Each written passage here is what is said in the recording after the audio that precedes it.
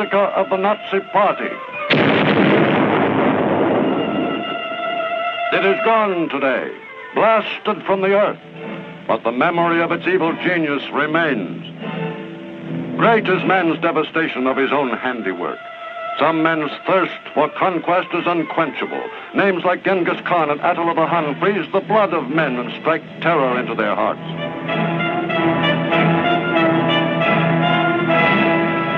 Such a name was Adolf Hitler. Und verfeindet ein Leid erduldet. What kind of man was this strutting, shouting fanatic of the Third Reich? If anyone really knew Adolf Hitler, surely it was his own family. Here is Adolf Hitler's sister today. Her name is Paula Wolf. Let her speak. Als mein Bruder Adolf ungefähr 2 Jahre alt war, I quote her. When we children played together, my brother Adolf was always the leader. All the others did what he told them to do. They must have had an instinct that his will was stronger than theirs. Father wanted Adolf to become a government official as he was himself, but my brother could not make up his mind. He wasn't the type to sit all the time, and therefore, as a government official, he would not feel at home. Und hinter uns kommt Deutschland! Hitler, a faceless nobody, a failure in early life who rose from the depths of a defeated and despairing Germany after World War I and fell at Armageddon years later amid the terrible wreckage of his own creation, the Third Reich. To historians, Hitler's success with the German masses stemmed from his gift of oratory, from his speeches, which had something of Wagnerian music, a foggy conglomeration of gods and heroes and blood and race.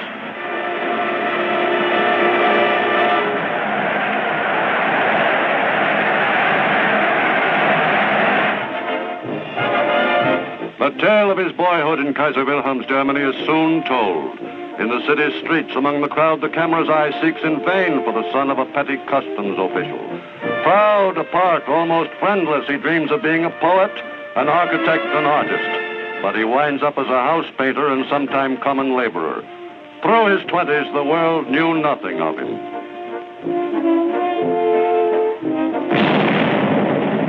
1914.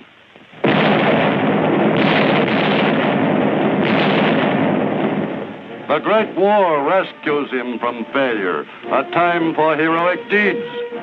A new symbol, the swastika, rises from black German defeat. Members sign up for the German Workers' Party. The symbol appeals to Adolf Hitler.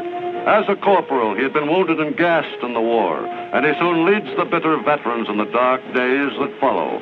The parades are an integral part of this new political force, soon to become the Nationalist Socialist or Nazi Party.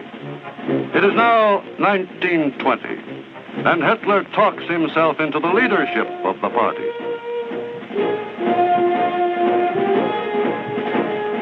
(1923). Hitler and General Ludendorff lead the abortive beer hall riots in Munich. Hitler goes to prison, and the fanatic Dr. Goebbels takes over the party. From headquarters in Munich, Goebbels screams, "We build the Third Reich on propaganda." While the parades go on, Hitler sits in Landsberg prison and writes Mein Kampf, the Bible of the Nazi movement, the answer to unemployment, breadlines, depression. Fight, fight!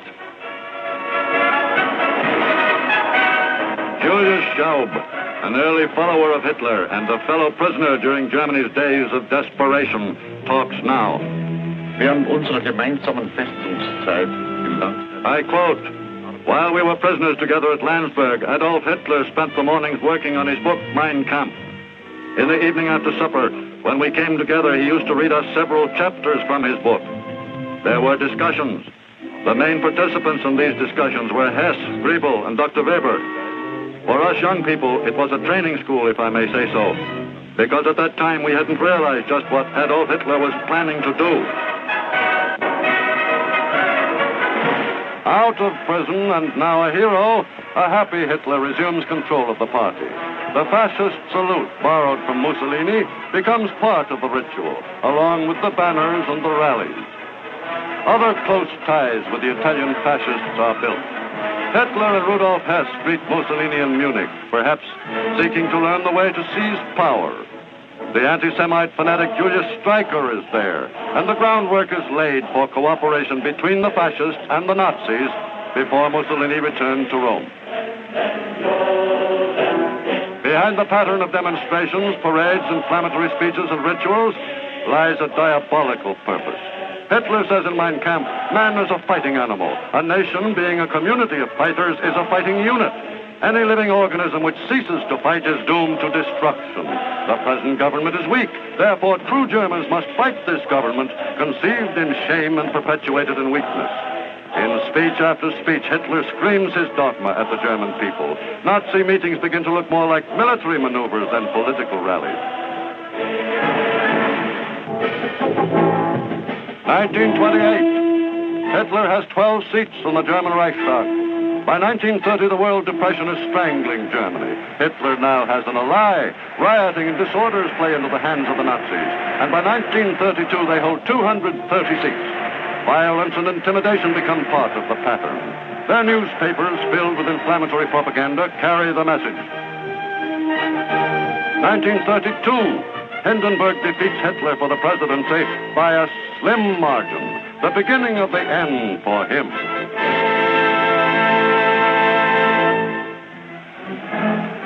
January 30th, 1933. Hindenburg is through. Hitler is named Chancellor. And in a torchlight parade, his followers pay pagan homage to the undisputed master of Germany. The Stahlhelm or steel hats, the SS elite guards, and the SS stormtroopers are all there. And they will spread terror throughout the land. Hitler now has the support of the big German cartels. Hitler is now able to put into practice his thesis as spelled out in Mein Kampf, that the aim of all education and all effort is to produce a German who can become a soldier.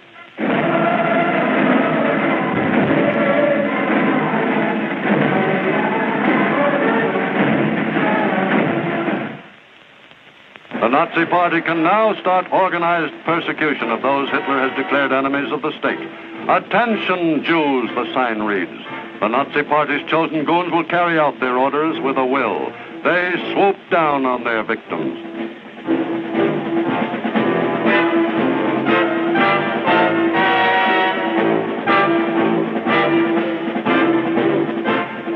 Homes are broken into day and night. Hitler says in Mein Kampf, only the application of brute force used continuously and ruthlessly can bring about a decision in favor of the side it supports. Early in 1933, all meetings of the Communist Party are forbidden in Germany. After the Reichstag fire, 4,000 are arrested and hurled into concentration camps behind barbed wire fences. Brown shirts and black shirts join in these roundups. Up to the time of Hitler's appointment as Chancellor, control of the Prussian police has rested in the hands of the President. Now that is ended.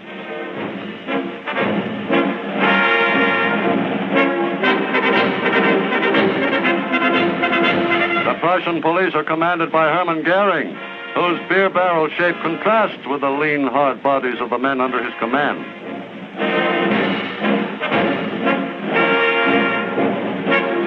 But there's not to reason why or to question the will of the Führer. August 2nd, 1934, President von Hindenburg, the idol of the German people, dies. Hitler digs in, assuming the presidency and consolidating the office with that of Chancellor. He prods the German people toward his goal at an ever-quickening pace. The Nazi Party consolidates its strength and follows its blueprint to dominate the entire country. Hitler begins to acquire the glassy stare of the self-convinced messiah and has already become a total dictator. Several months earlier, he told a dismayed Reichstag the details of his first bloodbath. Minister President Hermann Goering, Hitler says, has been the avenging angel of the Führer. Kurt von Schleicher and his wife have been shot dead. Captain Ernest Röhm, once Hitler's companion, is gone. Cries out Hitler, if anyone reproaches me and asks why I did not resort to the regular courts of justice, then I say this. In this hour, I was responsible for the fate of the German people.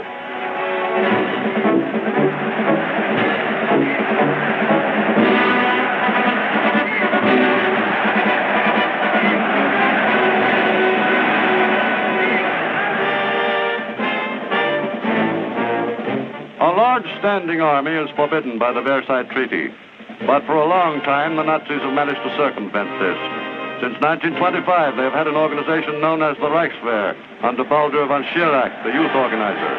There is a cadet corps and a phony labor corps. Every village, every town, every city adds to the roster of young men trained to serve as soldiers of the Reich. These labor battalions are pledged to serve Hitler in these words: never in the trenches, never surrounded by bursting bombs, but we are soldiers of the Reich. At first, these men drill with shovels, and Germany has more hunting clubs than game, a cover for other military organizations. Gradually, the world begins to see through this massive subterfuge.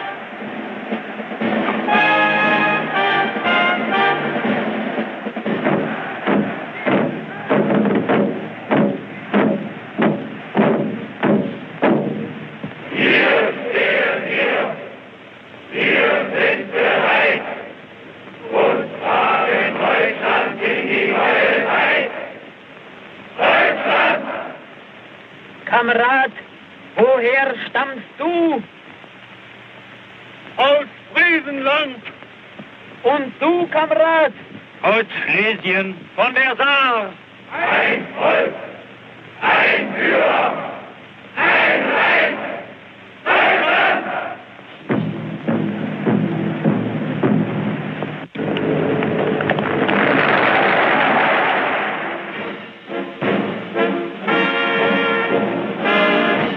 Increasingly bolder with each passing day, the conspirators against world peace soon are strong enough to forget the false labor battalions and the phony shovels. Armed with real guns and striding along in new uniforms, they are a finished fighting force.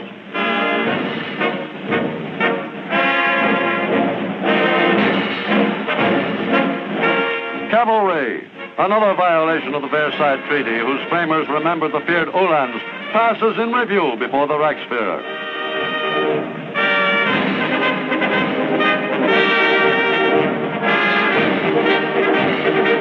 Panzer cars begin to appear.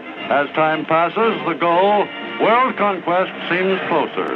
Hitler begins to feel that he is as ready as he ever will be. March 7th, 1936. He announces his troops will reoccupy the demilitarized Rhineland. The troops march west, 35,000 strong. Don't worry, Hitler tells the Allies, this is only symbolic. Nevertheless, world capitals are jittery. Paris considers mobilization, but nothing happens. Britain is too preoccupied with her economic problems. Hitler's bold revival of German militarism, the reappearance of the German eagle, the dedication of the Nazi Party, all these signs fail to arouse action. America, with prosperity returned, is indifferent.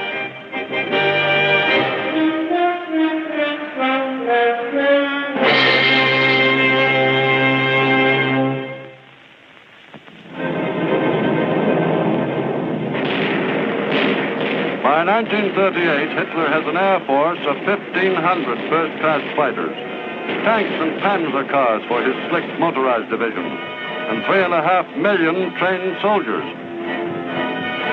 March 11th, 1938, the Führer makes his first move across traditional German borders. He invades Austria, and within 2 days, a puppet Austrian chancellor proclaims the unification of the two countries. Another diplomatic card in Hitler's hand, the revived German Navy, a nightmare to Britain with her exposed sea lanes. She, France, and Italy sign the infamous Munich Pact. September 1938. By the following March, Hitler gobbles up the remainder of a prostrate Czechoslovakia. The great Skoda munitions works is added to the Nazi arsenal.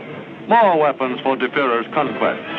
The Munich Pact becomes a symbol of appeasement, and the world wonders where the next strike will be. And now Russia begins to show an active concern.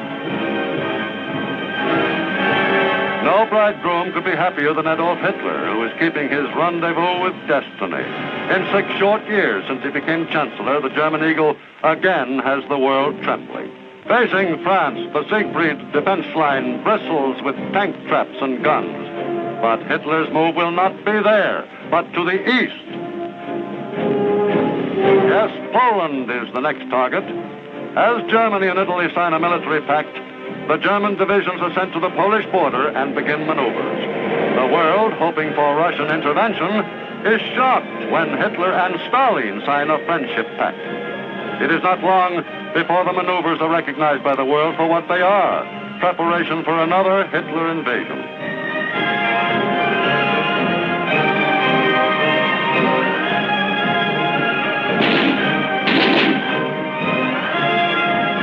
To the Polish border, Hitler has sent divisions of cavalry to cope with the Polish mud when it becomes too difficult for the mechanized divisions.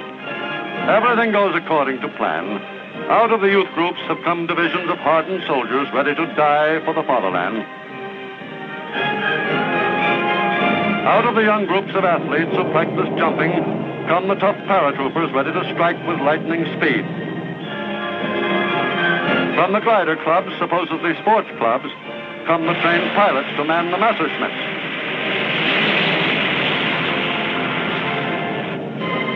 And out of the merchant marine come the trained submarine crews, ready to man the Atlantic wolf packs with which the world is ill prepared to deal.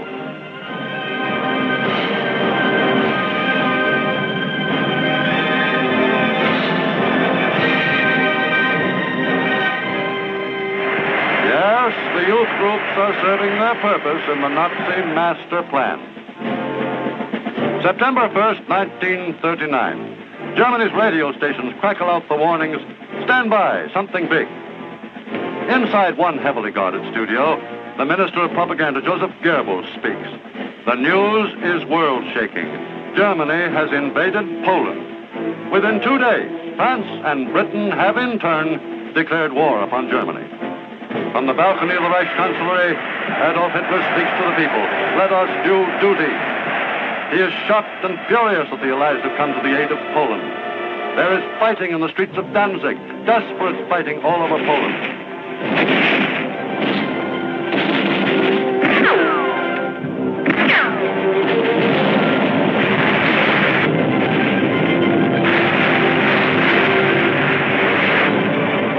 Poland is literally burned off the maps of the world as the Panzer divisions execute the first of the ferocious blitzkriegs. The German-Polish frontier disappears as the Poles try to oppose a moving 20-mile wall of steel and firepower with their ancient cavalry. Hitler goes to the front to view the slaughter at Poznan. In 3 weeks, the nation is reduced to unresisting ashes.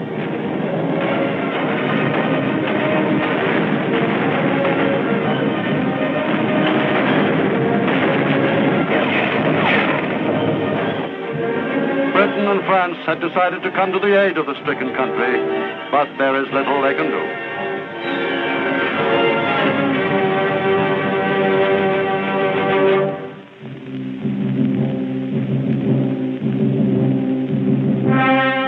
Before the autumn leaves have fallen, the subjugation of Poland is complete. The world now knows it is engaged in a death struggle with the former unemployed house painter, now become world conqueror. The screeching fanatic is familiar. But what about the man? In Bavaria, at Berchtesgaden, the man Hitler has built himself a hideout. It has a patio overlooking the wild mountain known as Untersberg. It is here that he entertains top Nazi officials in private. And it is here that his love for a woman grows and becomes a strange part of this implacable despot's private life. Eva Braun, ex-receptionist in the photo shop run by Hitler's photographer Heinrich Hoffmann, had begun to appear earlier at Hitler's private receptions at his mountain retreat. Few people knew the strange fascination he has for women. Because of him, 3 had tried suicide. Eva Braun walked into Hitler's life in the early 30s, but only his intimate friends know of the relationship. While he conferred with party aides, Eva was always in the background at Hitler's retreat, the Berghof. As a very young girl, she had been in a woman's institute in Braunau. Hitler took her under his protection in 1932, after she'd tried to kill herself. With Eva came her sister Gretel. In this beautiful setting, the Polish massacre and the coming war with the Allies seemed remote indeed. A cocktail party atmosphere prevails a great deal of the time. Minor party officials whose names are lost to history are there chatting with the Führer. as Eva and her sister and friends provide almost comic relief. And looking at her, one might be inclined almost to pity her. Poor girl, scarcely more than a child, and flattered by the attention of the ruler of her country, she can hardly be expected to act differently. She came from the same humble background as Hitler himself, a possible explanation of his preference for her. The wife of the Führer's adjutant, Frau Schaub, sheds a new light on the love life of Germany's master. There was, after all, Hitler the ladies' man. Das Gerücht, dass Adolf Hitler Frauen gegenüber. She says, those rumors that Adolf Hitler was supposed to be abnormal over women are false. As the wife of a man who was his adjutant for 20 years, I had numerous occasions to watch him in private, and also when in the company of ladies. I can assure you that he was definitely a very normal man. He loved women and loved to be in the presence of feminine beauty. I know all about the relationship between him and Eva Braun from 1931 right up to the end. And I also know about many other love affairs.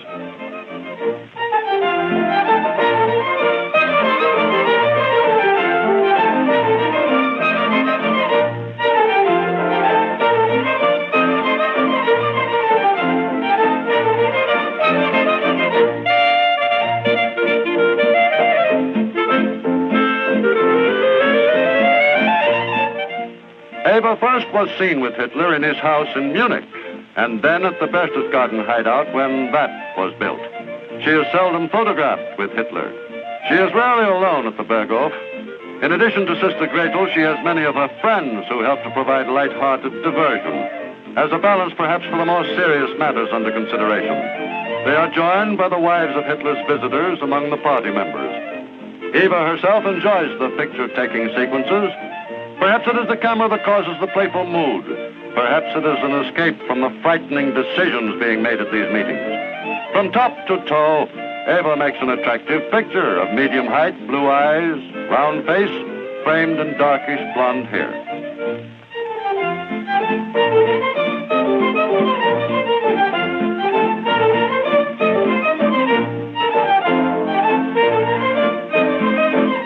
We have no comment from Hitler about his sweetheart. From others come varying opinions. Says Heinrich Hoffmann, who discovered her. She is an ordinary, pretty little shop girl with all the frivolity and vanity of her kind. To Dr. Goebbels, she is that stupid flapper. Knowing how Hitler despises fatness in any form, Eva spends a few hours a day in exercise.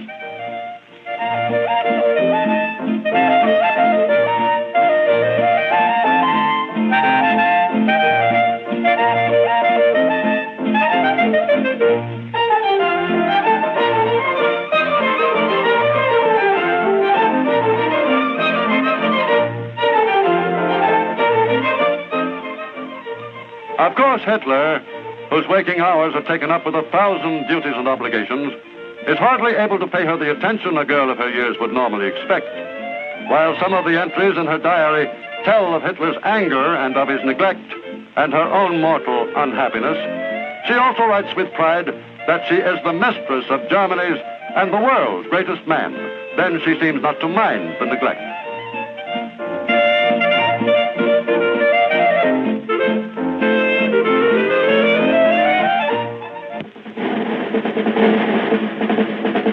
In the Berghof, the housekeeper has long been Frau Raubel, who is Hitler's half-sister. It is her job to keep the establishment going so that the Führer may always use it as a spot for quiet business matters away from the Chancellery. But after her daughter has shot herself for love of Hitler, she resents Eva's installation as her daughter's successor. In the end, Frau Raubel quits her post, leaving Eva the chatelaine responsible only to her lord and master in every sense of the word.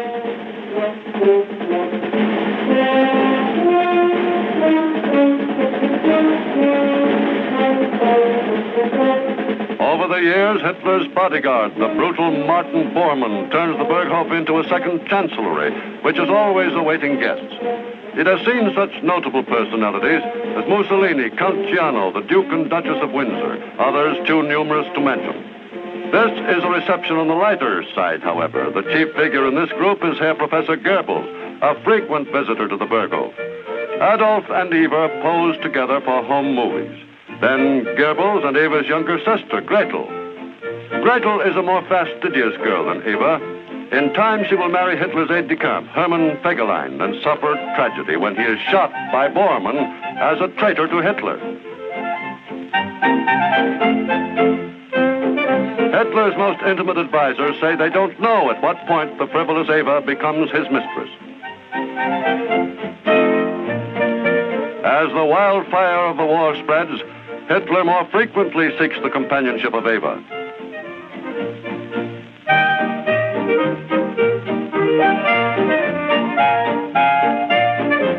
There has been gossip about Hitler and Eva being the parents of a child, but it seems untrue. This baby is probably the daughter of one of her girlfriends.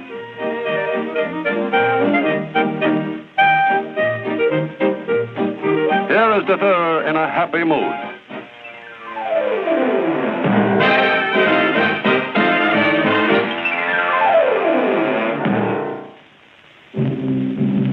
It is hard to imagine now that a great war is raging.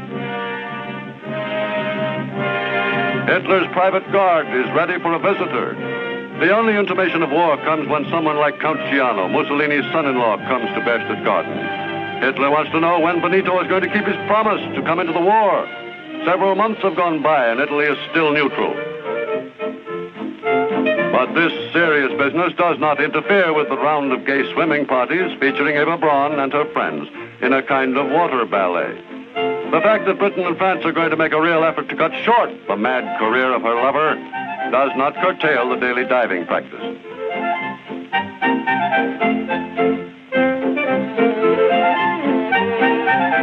The picnic lunches featuring Das Gut Lager beer.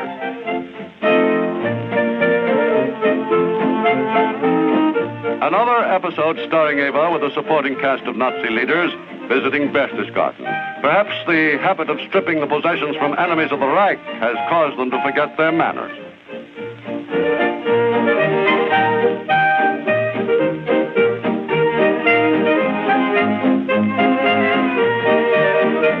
The girls at the Berghof are always willing to provide amusement. These lakeside frolics are some relief from the other business of the Berghof, the planning of world conquest.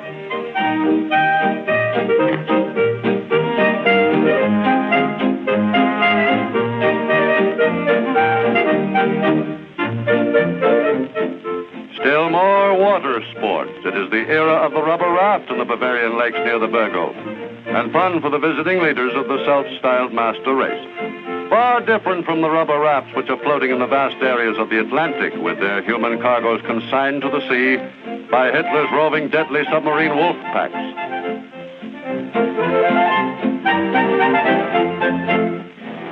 A graphic report for the Führer. Enemy dead, and the plans for further conquest.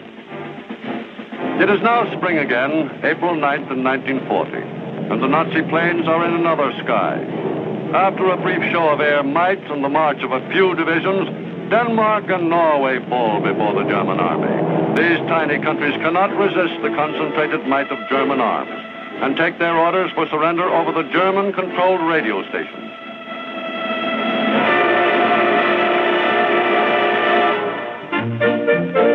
But even Hitler's attempts to remake the map of Europe brings few changes to Berchtesgaden. At Hitler's hideaway, it seems that everything is always the same. The same girls in bathing suits seated on the same blankets, the same water sports, the same carefree air. But not entirely. The beauty of a butterfly's wings are indeed fascinating, as are many things bright and gay. But a butterfly's wings are quite different from those of transport planes. And the transport planes carry a deadly cargo.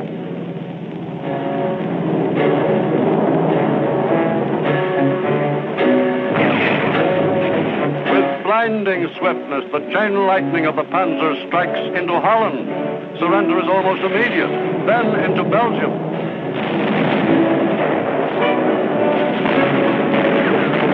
The British are rolled up at Dunkirk.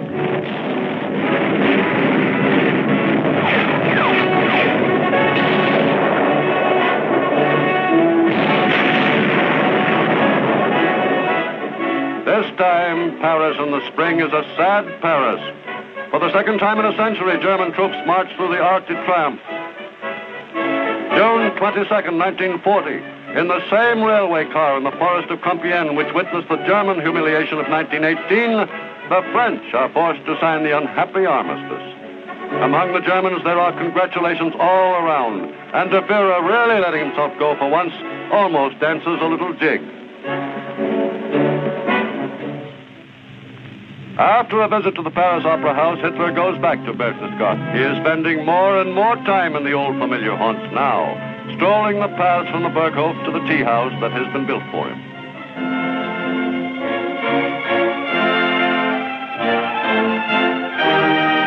And Eva is less alone than she has been in earlier years.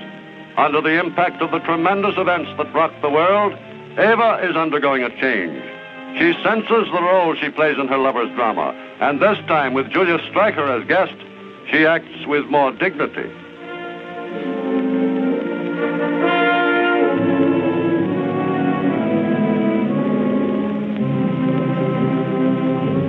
If Adolf seems detached and moody at times, and even busier than usual with Joachim von Ribbentrop and Mussolini, it is because there are great things in the air. Everything is pointing to a blow at England, the bases in France and Norway, the air battle over Britain. But Hitler has other plans, known only to his intimate advisors, such as Joseph Goebbels and Heinrich Himmler.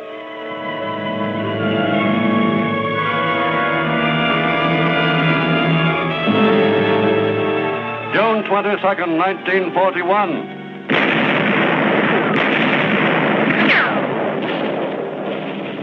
Three great Nazi army groups crash into Russia on a vast front from the Gulf of Finland in the north to the Black Sea on the south. The world is shocked. No one has expected this. Hitler and Stalin have been allies. They have split up Poland. They have signed a mutual assistance pact. The drive carries deep into Russian territory.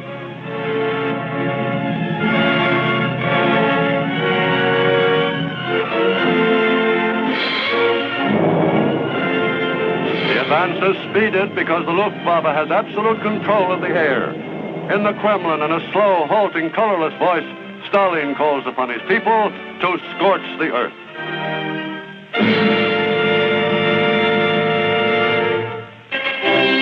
But the Japanese attack on Pearl Harbor on December 7th, 1941, has brought new allies and generals to the Supreme Command. Eisenhower and Bradley join Montgomery and Tedder.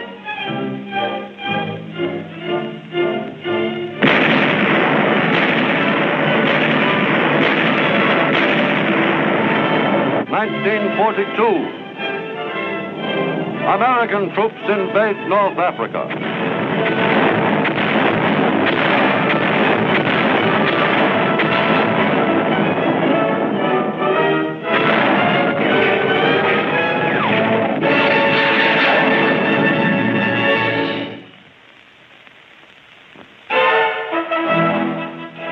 Hitler's Russian invasion has stalled in a great swirling maelstrom of blood and fire, whose vortex is Stalingrad.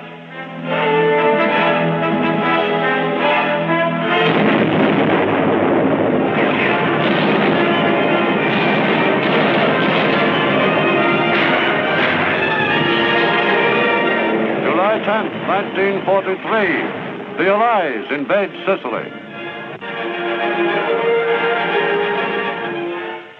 Hitler has Mussolini in for a conference.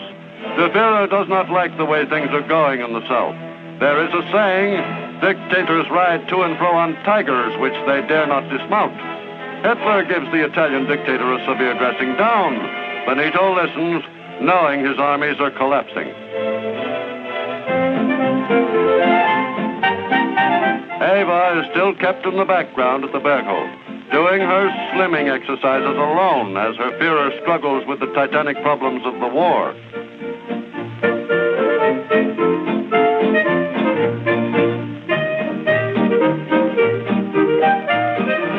How can he keep his factories supplying the troops despite mass Allied air raids? How to get more work out of slave laborers whose will to work must be created through terror and torture, and whose physical energy is being sapped by the lack of food due to the strain on the German economy.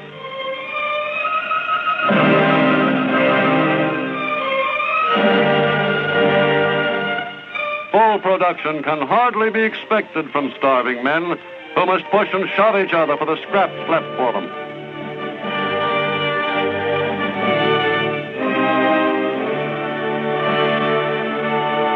Their desperate existence is hardly considered by the residents of the Führer's private retreat atop the mountain in Bavaria, Eva and her friends. During the summer of 1943, the Rhine maidens of the Berghof seem little concerned that their world is soon to crumble in the consuming flames of the Allied counterattack. Little Eva and her friends hardly have the capacity for such speculation. Her sister Gretel, heavier now, joins in the enjoyment at one of the crystal streams near the Berghof.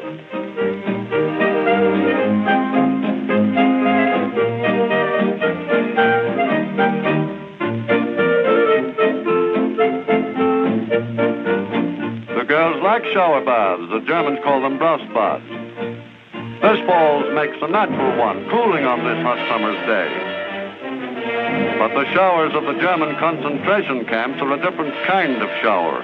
In place of the cooling mountain water, their jets carry deadly cyanide gas, showers of death for the unwanted, race extermination.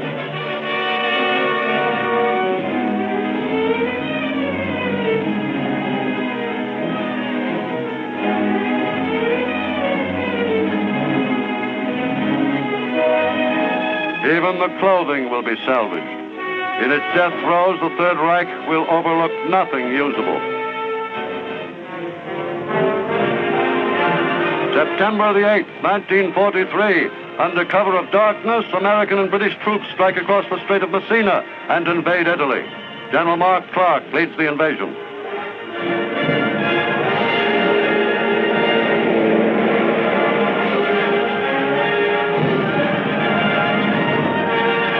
Scratch one dictator, Mussolini. German paratroopers rescue him from the prison in which he has been held in protective custody. Brought to Hitler, he thanks his savior profusely. He will live to be hung by his heels in the public square at Milan.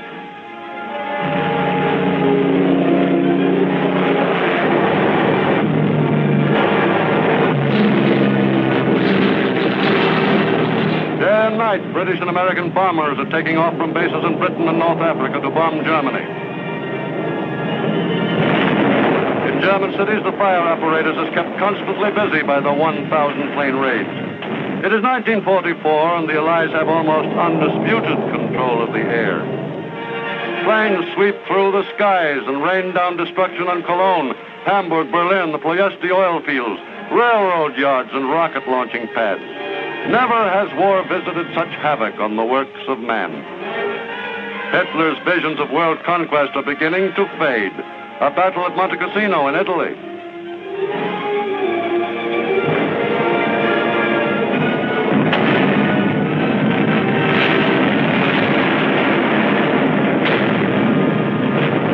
Soldiers of many nations are in the bitter fight for the monastery.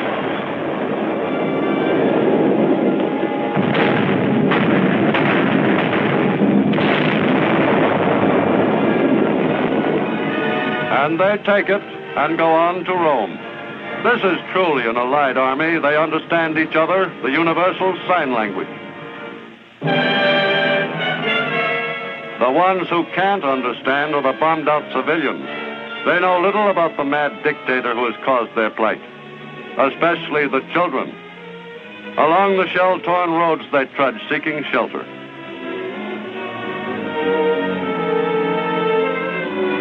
Now for one of the last glimpses of the Berghof.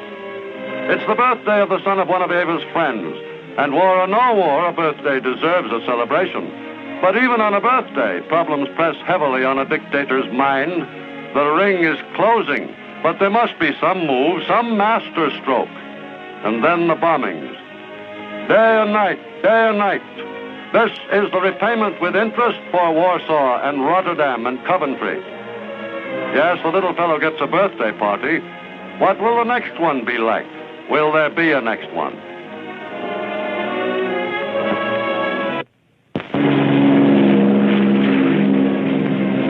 June 6, 1944. The French coast from Cherbourg to Le Havre.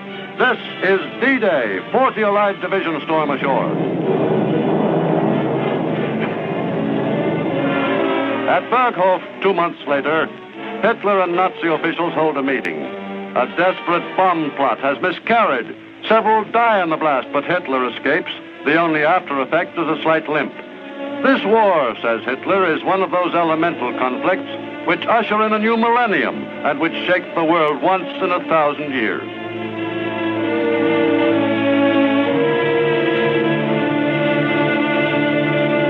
This is Schaub, who was then personal aide-de-camp. Stalingrad. He says Adolf Hitler's state of health got a lot worse because of the setbacks on the front, especially after the Battle of Stalingrad. He couldn't sleep, his nerves got worse, and he was forced to take to medicine. But I must kill all those rumors. His brain was perfectly in order, right up to his death.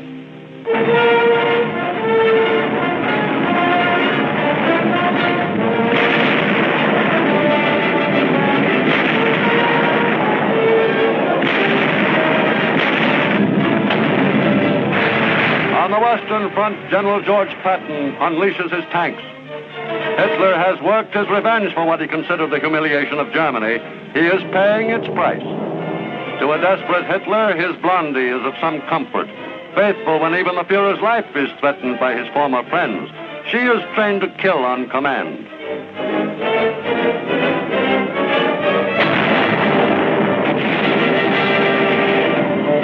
On the Russian front, things go from bad to worse. German troops are driven from Romania, Bulgaria, Yugoslavia, and Greece. The next Russian move will be into the German heartland. German troops bravely face the massive Russian attacks with the inevitable results when troops are outmanned and outgunned and hungry and cold.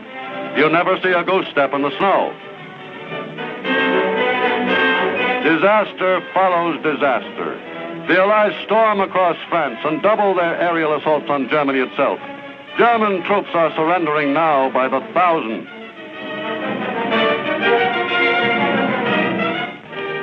The white flags of surrender are fluttering everywhere. The GIs pull down the swastika and run up the stars and stripes.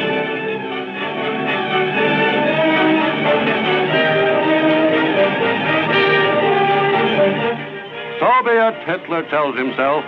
If the Third Reich must fall, let it be to the Americans. But even this is not to be. There has been a deal at Yalta. The British and Americans are to draw up along the Elbe and let the Russians take Berlin. Hitler sees the handwriting on the wall. He must go to Berlin to turn the rout into victory or fall in the attempt. And so, he and Eva Braun go there and install themselves in the Chancellery. There he screams for greater sacrifices.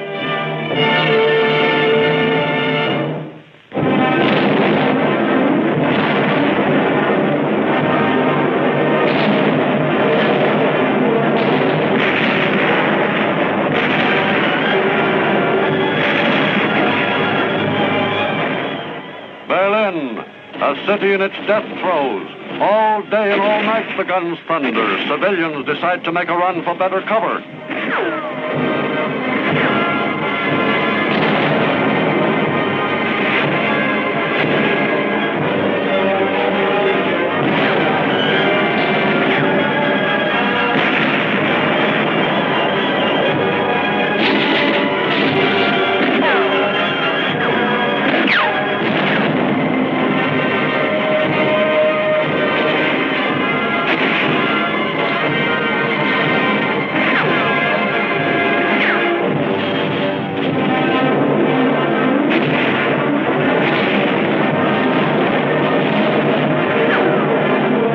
After a while, you get so you take chances.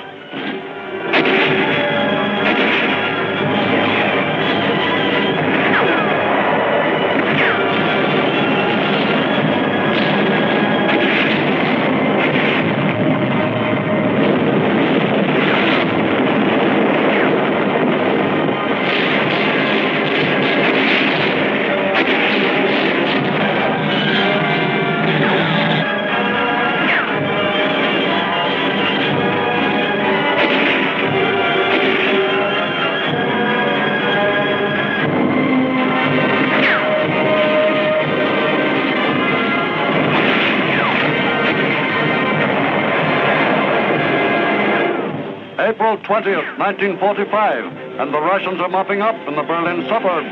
Hitler has called in his staff. The final meeting. Should they fly to the south? Hitler elects to stay until the end and goes to a bunker under the Chancellery with Eva. Himmler and Goering desert. The crashing gunfire is the sound of approaching doom. On April 22nd, Hitler is in a state of nervous collapse. He refuses to leave the bunker. Julius Schaub remembers the scene.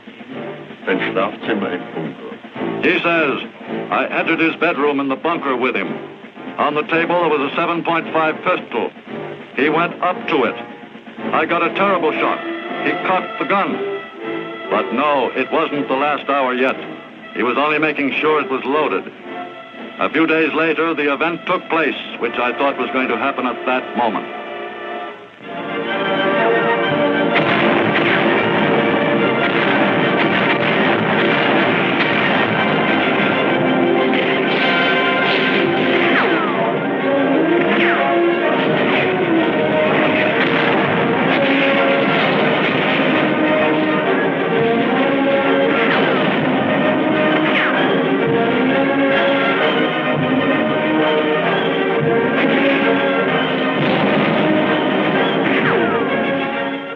Defenders of Berlin are routed out. Poison capsules are distributed to the inmates of the vault in the Chancellery. On April 29th, Hitler marries Eva Braun. Adolf Hitler's personal pilot, Hans Bauer, tells about Hitler's final orders. Circa eine halbe bis dreiviertel Stunde von Hitler. He says, approximately 1/2 to 3/4 of an hour before Hitler's death on the 30th of April, he sent for me. When I reported, he took both my hands in his and said to me, Bauer, I want to say goodbye. For a moment I was speechless, and it took 20 minutes to say goodbye. And the other things he said, Bauer, I have 2 more orders for you. The first is, I make you personally responsible for burning the corpses of my wife and me. The second is, see to it that Bormann gets through to Dönitz. Dönitz will become my natural successor. I have given Bormann large numbers of orders and documents to take with him to Dönitz. All the time I was struck by Hitler's clear way of speaking. I couldn't believe that this was to be the finish.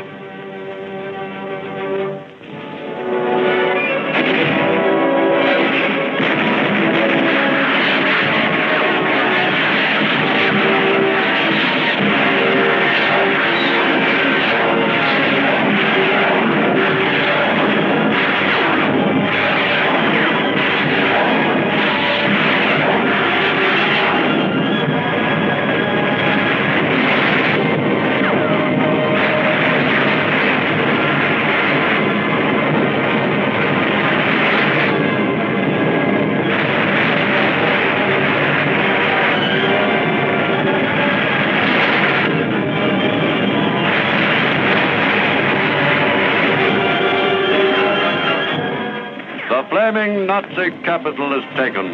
The last defenders are hauled from their holes. Amid the complete ruin, it is difficult to find out what happened to the fallen Nazi idol, but the full story is pieced together later. In the basement of the Chancellery, Adolf Hitler shoots and kills himself. Eva takes poison and dies. Their bodies are burned by Joseph Goebbels and Hitler bodyguard Martin Bormann and tossed into this ditch in the courtyard outside their death chamber. Here is Erich Kempka, Hitler's personal chauffeur for many years. He soaked the bodies in gasoline. He says, when I saw the chief for the last time, I definitely had the feeling that the end was near. But there was no change in him that you could see, not in his character nor anything else. He said goodbye and dismissed me. Next day, when the chief was dead, I went on to the bunker just as they were carrying out the corpse. Then came Martin Bormann with Eva Braun in his arms. I took her body away from him and carried her along behind Adolf Hitler. We placed these two bodies side by side in the garden. I had placed on me the exceptionally difficult moral duty of pouring petrol on them and setting fire to them. The corpses burned from 1:30 until 7:30 in the evening. Joseph Goebbels shoots his 6 children and has an SS guard shoot his wife and himself. and the Russians hoist the red flag atop the Brandenburger Gate. American occupation troops arrive from the west, hoist the stars and stripes.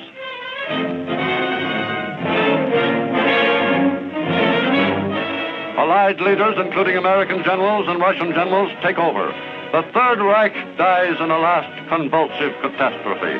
The guns crackle sporadically. The Russians are shooting all suspicious persons.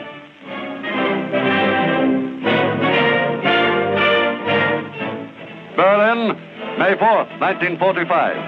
A city of smoldering ruins, which, like Phoenix, must rise from the ashes of itself. Adolf Hitler has left a mark on his country, which will be remembered for 1,000 years. The 1,000 years he said his Third Reich would endure. Hitler's private mountain lair, Berchtesgaden, shares the fate of Berlin. The scene of his trysts with Eva Braun is a shambles. The actors have left the scene forever. The Nazi leaders are dead or in prison. And the female lead, Eva herself, is a rotting corpse, charred beyond recognition. And what shall we say of the principal actor? The part-time common laborer whose dream of leading his people to world conquest ran the gamut of violence, torture, concentration camps, mass death chambers, and ended in utter destruction.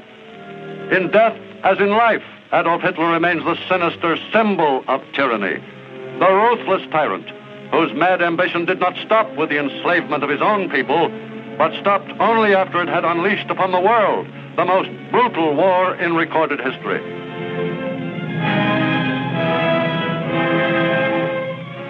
Quiet has returned to the gay patio at the Berghof. A quiet which, despite the brutal lesson to be learned from the life of Hitler, has not yet returned to the world. The horrible specter of man's inhumanity to man still dwells among us.